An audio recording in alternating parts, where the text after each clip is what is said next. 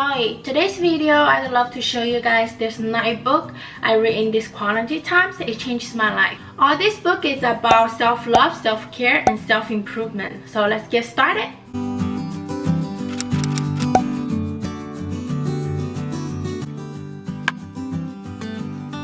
The first book, You Should Talk to Someone. This book talks about the author as a therapy, the story between her and her patients. She have a patient named John, around 40 years old, really successful guy. But the problem is he always thinks people around him are idiots. And he's really self-centered, easy to get mad at little small things in his life. After reading this book, it makes me understand everyone have a different personality for a reason. Like for John, he just uses his anger to hide his emotion when he feels hurt or when he feels sad. It helps me understand I shouldn't judge when people around me have different personality that I used to think it doesn't make sense. The second book is Loving What Is. This book taught me they only have three businesses in this world. My business, your business, and God's business. I should only focus on my own business because that is something I can control. But if I try to footstep in your business or God's business, that's something out of my control. That's the reason causing my pain. The author created an exercise called the work. Every time if you have anything to make you feel suffering, ask yourself 4 questions. First, is it true? Second, can you absolutely know that's true? Third, how do you react what happened when you believe in that thought?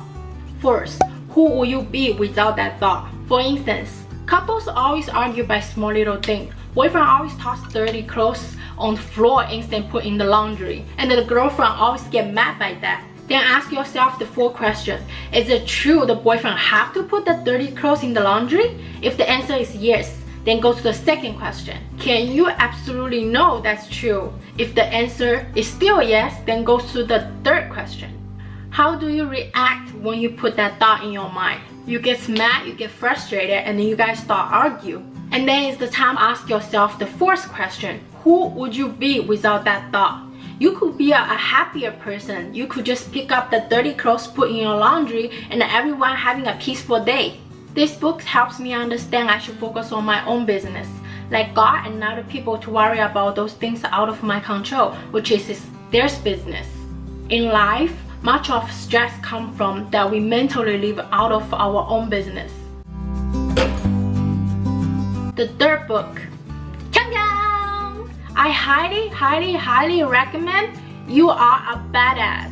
This book taught me that I should stop comparing myself to someone else. It says, wanting to be someone else is a waste of person you are. I agree.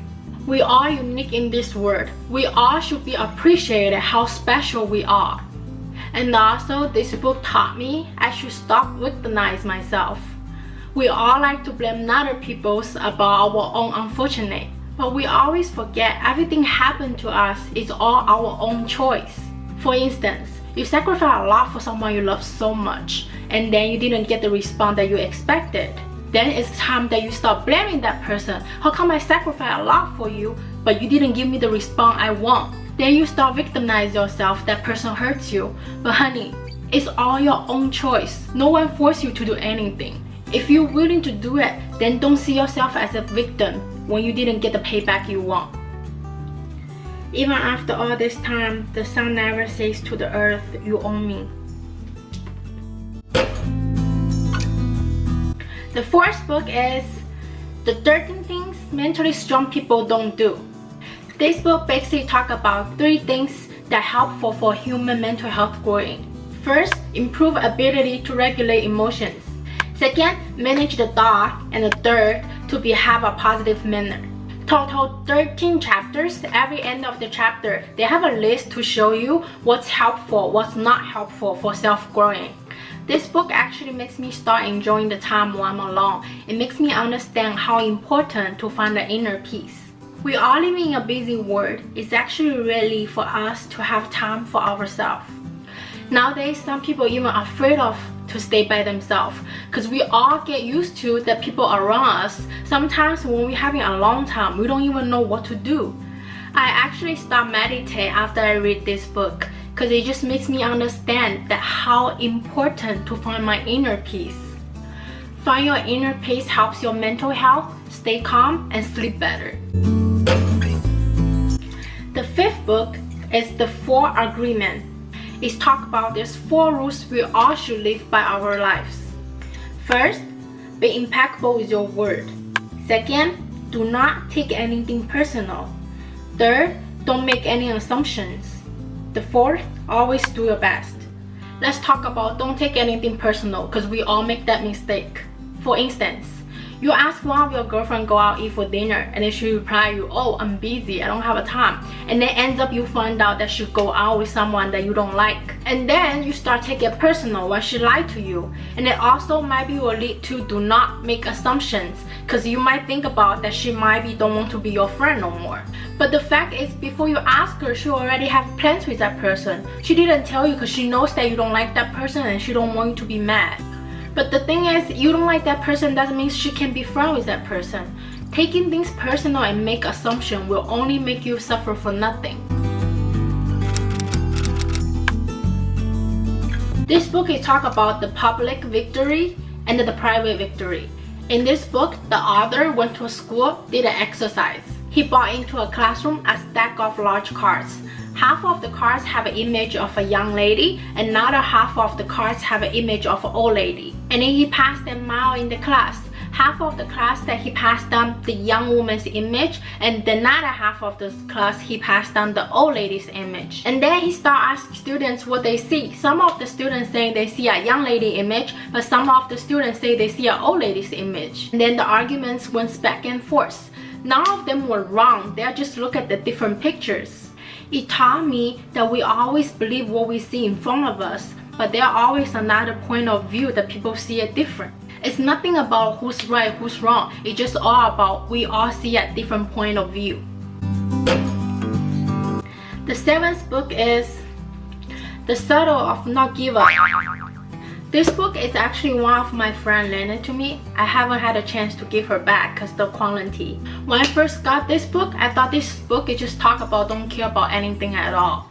But after I read it, I realized it's just taught me what to care, what to not care. This book taught me that I don't have to be extraordinary. I don't have to be special for anyone in this world. And I don't have to try my best to prove to people what is my value. Because in this world, we are extraordinary. We are special for our own.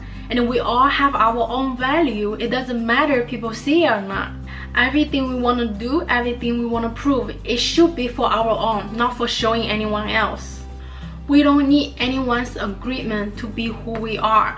Whenever I'm feeling down, this book actually helps me a lot. The 8th book, The Power of Hobby. This book showing a lot of examples how those business people become successful.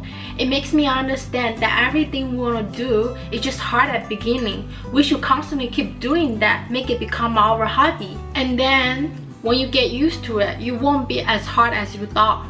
It also depends how badly you want it. For instance, I want to lose weight. It's really hard for me at the beginning. I need to change the way I eat. I need to start doing exercise. It wasn't easy at all at the beginning, but as long as you keep doing it, you can get the point that you want to be. Here comes the last book. I actually really hesitated should I put this book in this video because it's a Chinese book. But this book has really changed my way of thinking and it's kind of opened my eyes. I feel like I have to. This book actually is my roommate gave it to me. Translate to English, it says love him and also love yourself. Obviously, it's talk about relationship. We all have got lost in relationship. When girls first got into a new relationship, we'll start dreaming about how this guy will be, and then we actually will create an image in our minds how this guy should be. And then after got together for a while, and then you find out this guy is not what you were dreaming about, and then you start feeling betrayed, and the dream become nightmare. But if he never told you or proved you that how he is, then it's not his fault. He's not the guy you were dreaming about. We shouldn't assume that what kind of boyfriend he is. It makes me understand I shouldn't create any image about my partner. Follow the flow, take your time. Slowly you will find out what you really want. Alright, that's it for today's video. I really hope you guys enjoyed the video today, and I will see you guys in my next video. Bye!